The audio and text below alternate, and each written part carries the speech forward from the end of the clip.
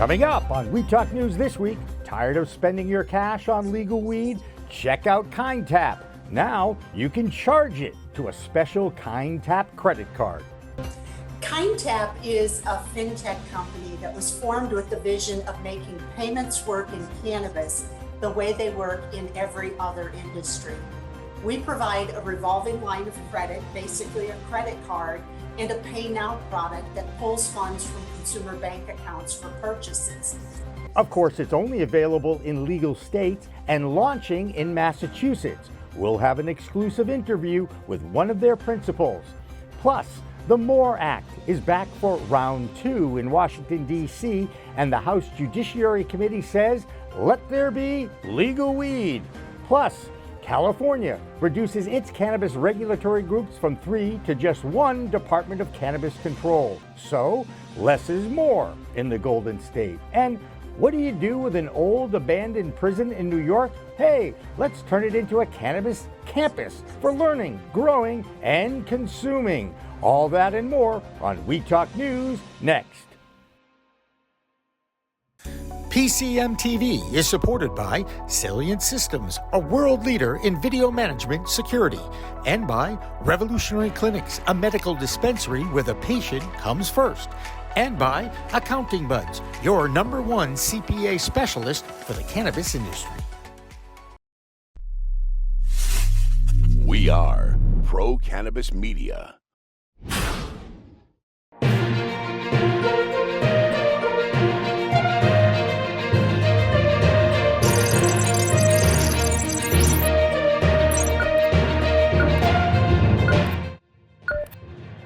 Hi, everyone. Welcome to We Talk News for this week. I'm Jimmy Young from Pro Cannabis Media. Have you booked your travel for MJ BizCon yet? Well, we have. We'll be there for that show and for the MJ Unpacked group and the big Blues Brothers concert. So, you want to join us? You want to see me at your booth? Be interviewed for Green Rush Live? Contact me at Jimmy@Pro Cannabis Media. We're available as long as the price is right. Our top story this week comes right out of a major cannabis conference that was held right here in our home state of Massachusetts. Every year, Burns and Levinson law firm hosts the annual State of the Cannabis Industry conference with some of the biggest names in the industry. This year, the big news wasn't the annual one-on-one interview with Massachusetts Cannabis Commissioner Chairman Stephen Hoffman with Frank Siegel. No, the biggest news out of this conference was the announcement of the launch of KindTap, a credit card for the cannabis industry. Cash. It used to be king, but now there's a better way to pay. Just as easily as you get your daily coffee, pay for your Prime orders, or order your late-night wings. You can now use KindTap for digital, contactless payments at typically cash-only businesses. Signing up is a breeze and takes 60 seconds or less. Simply create your profile on KindTap's secure platform. Add your banking details from any bank with no setup fees. Click, pay, and get back to enjoying your day. Say goodbye to awkward cash transactions. KindTap makes digital, contact-free payments secure, fast, and easy. Why pay with cash or ATM when you can KindTap? KindTap. It's worth more than cash.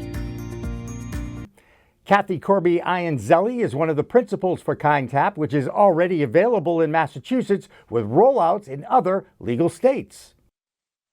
KindTap is a fintech company that was formed with the vision of making payments work in cannabis the way they work in every other industry. We provide a revolving line of credit, basically a credit card, and a pay now product that pulls funds from consumer bank accounts for purchases. And we operate our own closed loop network. In other words, both cannabis retailers and consumers are our customers, so we don't need a third-party network like a Visa or a MasterCard involved. And that's the reason that cannabis payments are in the dark ages today, is because the big payment companies don't want anything to do with it.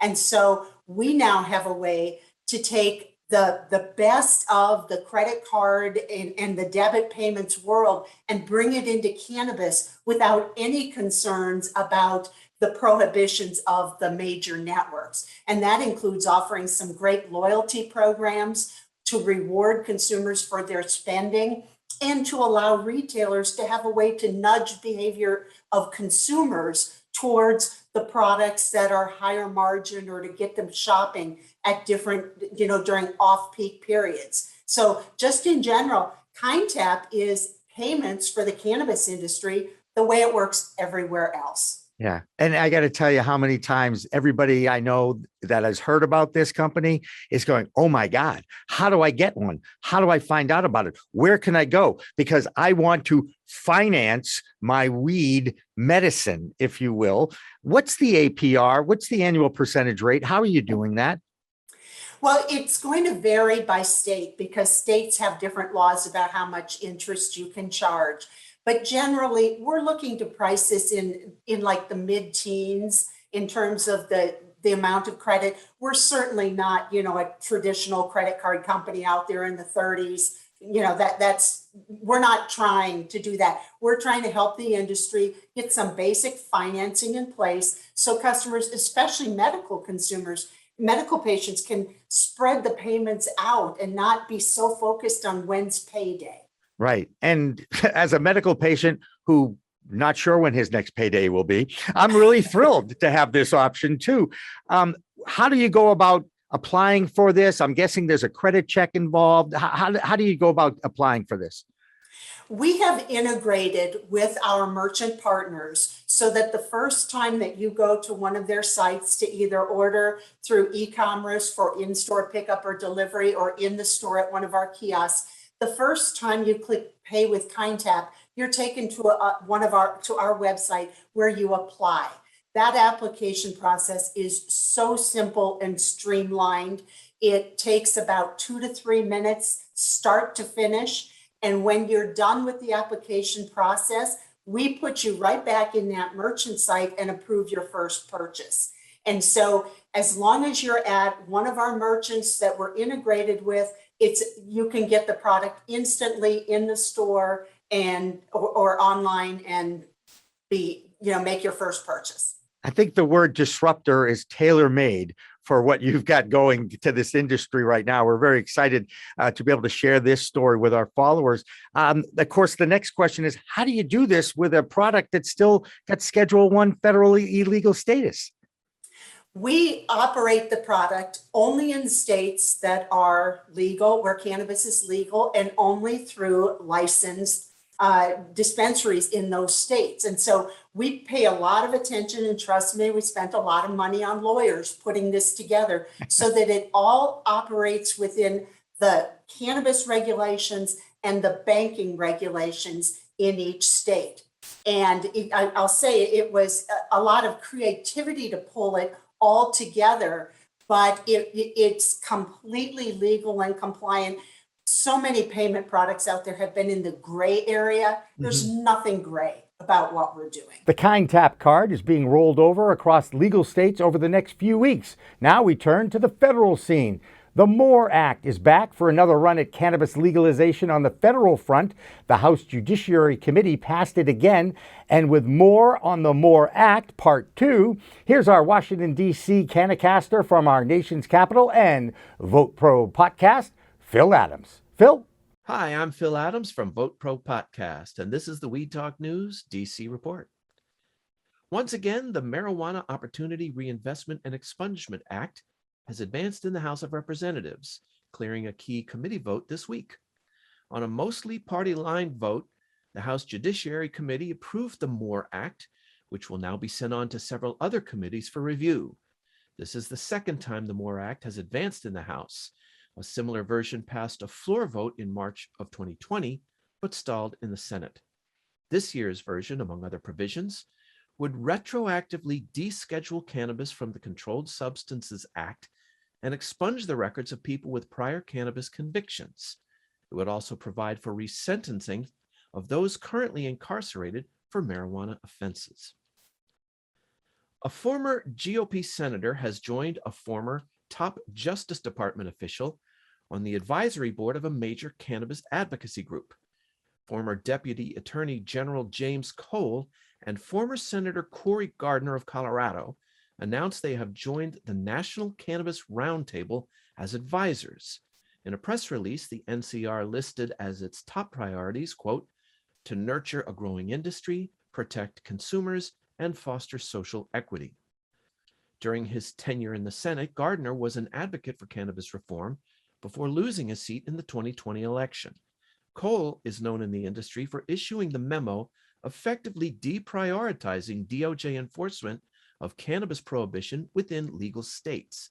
His successor, Jeff Sessions, subsequently rescinded that memo, which has yet to be reinstated by the Biden administration. Delon Harris, an official at the Internal Revenue Service, is offering tax tips to cannabis businesses trying to remain compliant while dealing with a substance that is still federally illegal. In previewing a new cannabis marijuana initiative being launched by the IRS, Harris said the agency will provide specific job training to promote consistency in IRS policy and to help companies in the industry with tax compliance. Harris said the rapid growth in the industry provides an opportunity for the IRS to promote voluntary compliance through audits, outreach, and education. That's the latest Weed Talk news from our nation's capital. I'm Phil Adams from Vote Pro Podcast. Just recently got off a Zoom call with Matt Schweik from the Marijuana Policy Project. He thinks the MORE Act might actually have a better chance of moving towards federal legalization now than that first go round in Washington. Look at all the action on both sides, but it is still the Senate that seems to be the stopgap for any progress when it comes to cannabis reform. Why are you confident that the timing is right here? You're correct that the Senate is the big challenge. I think that the more activity and momentum around cannabis reform, the better. So multiple bills moving through the process creates more momentum.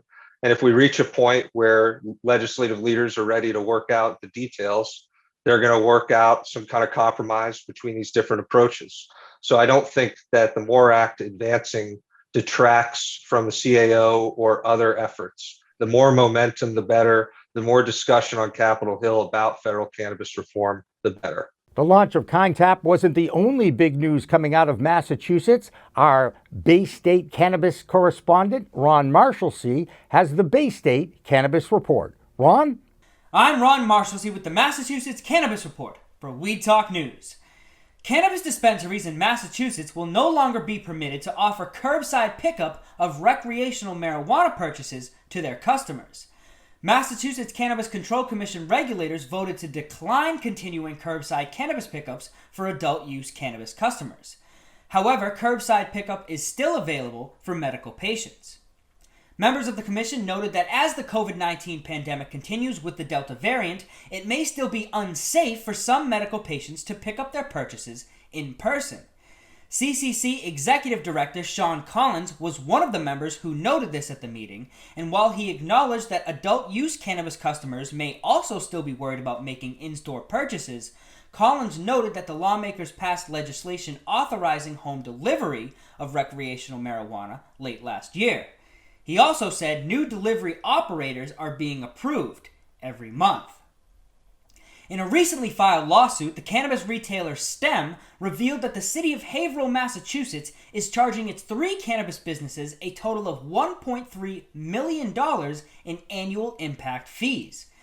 Cannabis companies to this day are forced to combat the negative stereotypes perpetuated by America's war on drugs. The legalization law in Massachusetts allows local communities to charge impact fees that are reasonably related to the costs imposed upon the municipality by the operation of the marijuana establishment. Unlike most other legal states, Massachusetts law forces cannabis companies to sign host community agreements with the town in which they operate. This gives local communities enormous leverage over cannabis companies, which in turn can lead to a lot of taxes for a weed store. That's this week's Massachusetts Cannabis Report. For Weed Talk News, I'm Ron Marshalsea. Also this week in Washington, D.C., Oregon Senator Ron Wyden is telling the FDA to do their jobs. That's, of course, in relation to the CBD world. That's right. At a hearing, Senator Wyden makes his case that only outlines how contradictory the laws and guidelines regarding CBD are. Now, he hopes this will help put some pressure on the FDA to give some guidance to an industry that is just waiting for the FDA to put out the right regulations. The fact is, Congress saying hemp and hemp-derived CBD, we have said they're not illicit substances, yet the FDA, for all practical purposes, continues to argue the other way. And the interest in the use of CBD, of course, as a supplement in food and beverages is growing enormously, yet it is not being regulated by the very agency that regulates the area that we've seen such interest in, food and beverages, food and dietary supplements. So the FDA's lagging behind the times poses several problems. First, it's a big consumer safety issue. People deserve to know the products they purchase are top quality, meet basic standards, and are labeled appropriately. Second, hemp producers and farmers across the country lack certainty.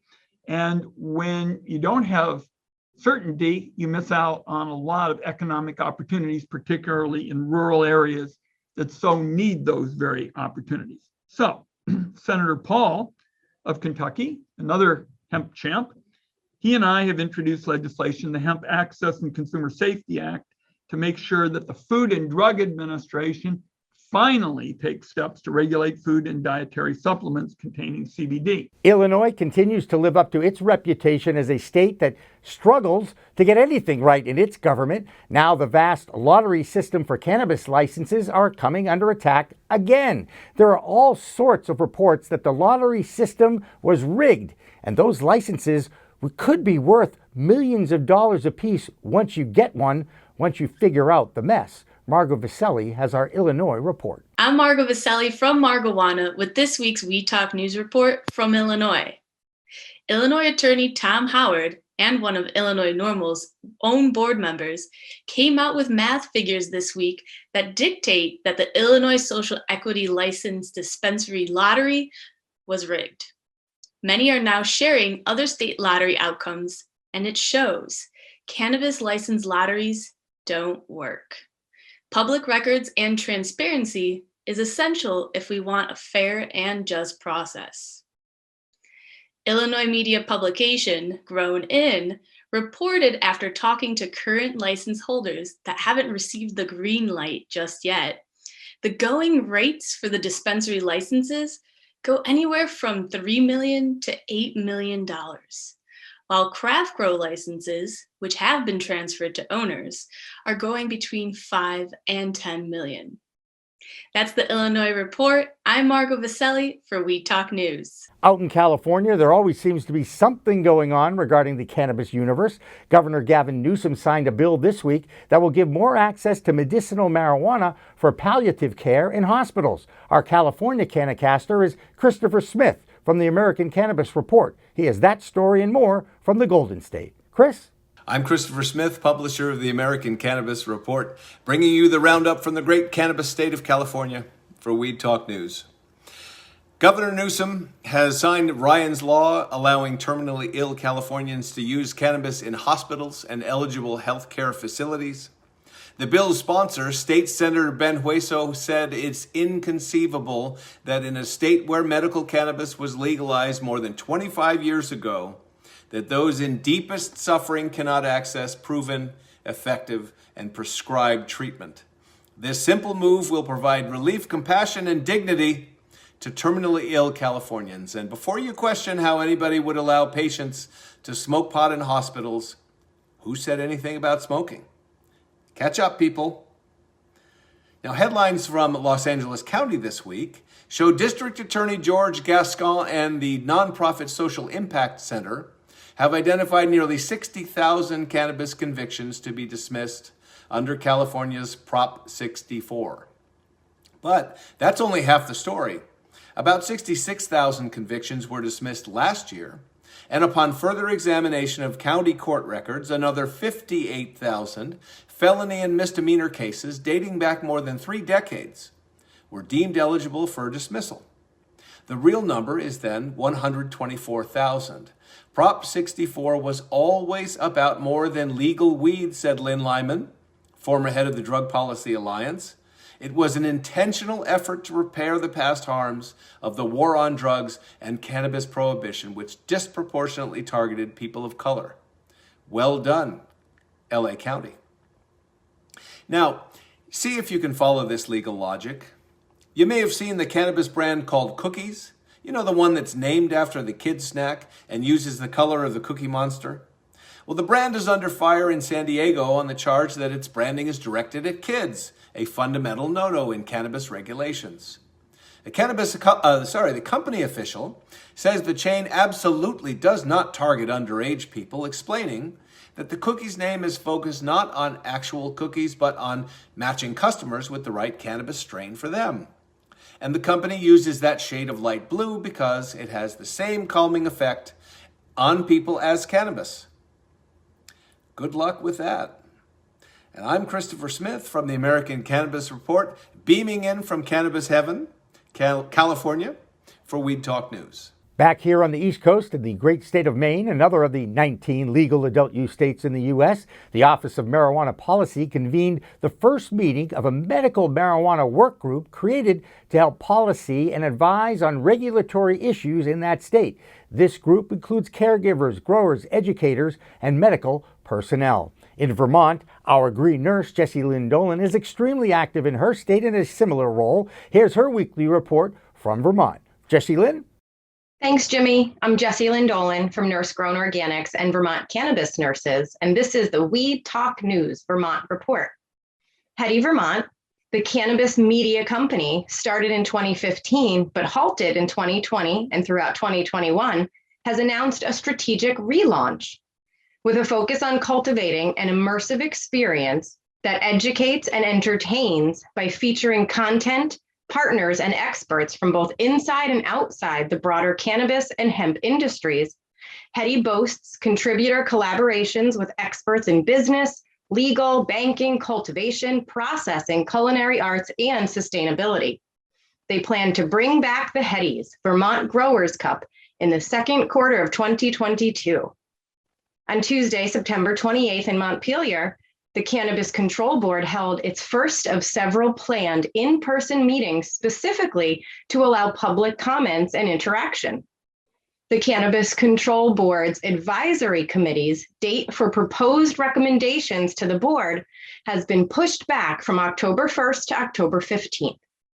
Burn Gallery's first ever virtual cyber pipe showdown competition wrapped up last week with Nady Love taking the championship and Lady Tammy Baller coming in second. Burn Gallery's Pipe Classic number 15 is gearing up for next year's unforgettable in-person event, so stay tuned. That's the Vermont Report for Weed Talk News. I'm Vermont's cannabis nurse, Jessie Lynn Dolan. In Michigan, it was John Sinclair's birthday, and if you don't know who that is, then you really don't know the history of cannabis reform in that state. That's why we have Rick Thompson on our Weed Talk News Canacaster team of correspondents. The Hash Bash, the annual celebration of all things cannabis in Michigan, was all about protesting Sinclair's arrest a long time ago in a galaxy far, far away. Take it away, Rick. Hello again. This is the Michigan Report with Rick Thompson for Weed Talk News. Let's begin. The ongoing battle between the people who support medical marijuana in Michigan and those who do not is boiling hot. A hearing's been scheduled for the trio of bills I told you about last week, which proposed to slash caregiver cannabis cultivation rights by 80%.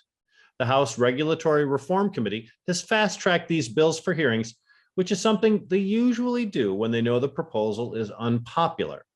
Now, the backlash to those representatives sponsoring these bills has been harsh, and the big business sponsors of the bills are just as ready as the advocates are. I expect a parade of public officials, sick children, fire marshals, terminal cancer patients, and many others in this first hearing of the bills, scheduled for Tuesday, October 5th. Former NBA star and University of Michigan Fab 5 member Chris Webber is building a huge cannabis campus in Detroit, according to multiple news stories. The $50 million campus will feature retail, training, cultivation, and other associated businesses. The Corktown address for the project is not that far from the old Tiger Stadium and plans to bring about 100 jobs into Detroit. But the facility cannot become all that it's supposed to be until the city of Detroit passes a legally compliant ordinance allowing adult use businesses. Currently, the city only allows businesses in the rapidly shrinking medical marijuana market. And this week marks the 80th birthday of a national cannabis legend, Mr. John Sinclair. The activist who was once thrown in jail for 10 years for possessing just 2 joints has made an impact in American cannabis history. His incarceration inspired John Lennon to sing a song about him, and he sparked the Hash Bash protest held annually on the campus of the University of Michigan. I will be helping Mr. Sinclair celebrate at one of the few remaining rebel strongholds we have left in Michigan for a broadcast sure to be filled with smoke rings and remembered things. Happy day to a legend. And that's it for the Michigan Report with Rick Thompson for Weed Talk News. We have a new Weed Talk News correspondent to add to our team this week. His name is Brandon Jones. He hails from Missouri, the Show Me State. They have a medical program, but are still working on getting adult use passed. Brandon will be keeping us up to date on the latest from that area. Here's Brandon's report. Well, thanks, Jimmy. I'm Brandon Jones with Distribution Maven with the Missouri Cannabis Report for Weed Talk News. My first story today comes out of Mo Greenway. Missouri's medical marijuana program has generated $8.9 million for veterans to date. That's right, Jimmy, $8.9 million in the last 2 years from the state of Missouri. $2.1 million was donated last September and a little over 6.8 donated this September. As you can see, the state of Missouri is growing very fast. We've more than tripled the income revenue generated in just the first year to the second. There are now over 140 dispensaries open, and the state of Missouri is flourishing in the cannabis industry. My second story today comes out of marijuanamovement.net. Most Kansas City government workers will no longer face pre-employment marijuana tests. You say, well, why is that significant? If you don't know the city of Kansas City, state line runs right through the middle of it. Half of the city is in Missouri and half of the city is in Kansas. If you know, medical marijuana has no access in Kansas and has only medical access in Missouri. So this has a big impact on the employees in the city and no longer fear being tested. So thank you very much for Mayor Lucas that proposed this bill in July, and it passed with an 11-2 vote. So thank you very much for, again, the state of Missouri showing the other cities in the country how we should be doing it.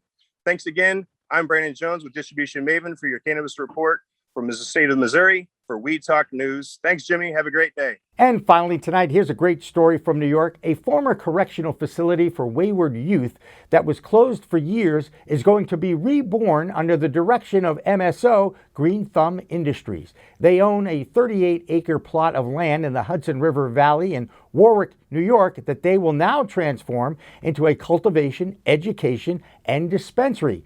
GTI President Ben Kovler said there's irony in the fact that a federal prison is now going to be used for a cannabis facility in order to employ people, enable opportunity, create wealth, and create a positive economic environment. That's why cannabis is changing the world. That's Weed Talk News for this week. I'm Jimmy Young from Pro Cannabis Media. Remember, it's a whole new world of weed out there. Use it responsibly.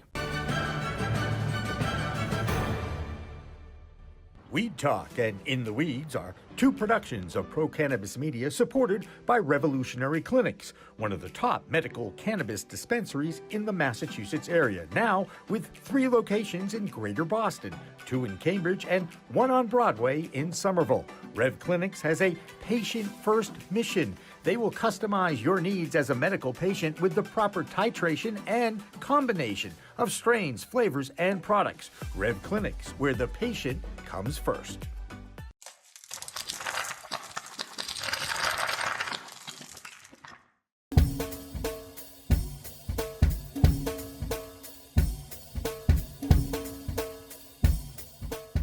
Difference is building a solution for that individual, not just a custom, here's a box, here's a video, here's how you make your VMS. We custom design and custom build every situation for exactly what the customer needs. And we keep the costs low. We have multiple tiers, as far as what you're looking at on the cost side of things. If you want a one-time, where you just pay one initial cost, we have that. If you want to maintain your system and have the highest protection and highest capabilities and highest upgrades at all times, we have different plans for you. But we scale it so it's scalable and affordable 100%.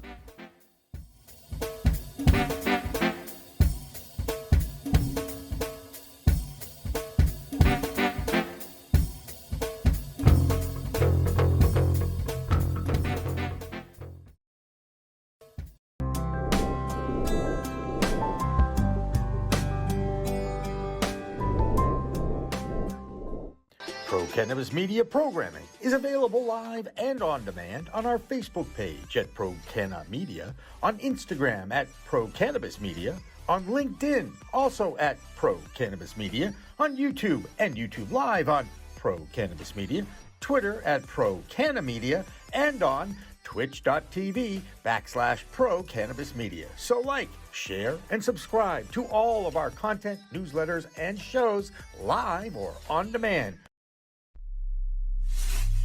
We are Pro Cannabis Media.